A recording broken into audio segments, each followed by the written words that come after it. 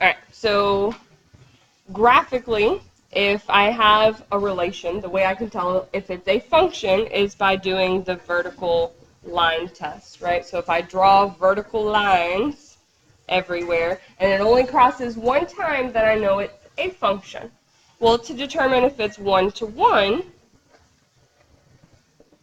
we have the horizontal line test. And so now, instead of drawing lines vertically, I'm going to draw lines horizontally, and it works the same exact way. If I draw a horizontal line at any place on my graph, and it crosses at more than one point, which this one does, then I know my function is not one-to-one. So in this example, this function, it's a function because it passes the vertical line test, but it's not a one-to-one function because it fails the horizontal line test, right? And so I have this single y value. Let's say this is 7. I don't know what it is. But I have this single y value that I can get back out by plugging in two different x values. So it's not one-to-one. It is a function, but it's not one-to-one. So graphically, if I want to tell if a function is a one-to-one function, then I perform the horizontal line test. This one fails the horizontal line test, so it's not one-to-one.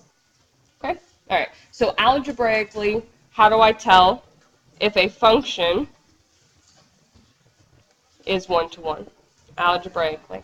So we have the definition of a one-to-one function. So the definition of a one-to-one function says if the function is one-to-one, then if I have two y values, so f of a and f of b, right? So I plug in, I have a and b.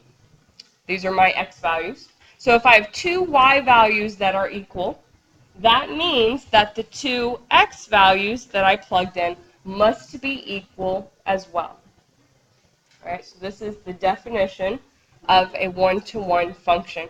If I have y values that are the same, then the x values I plugged in must be the same too.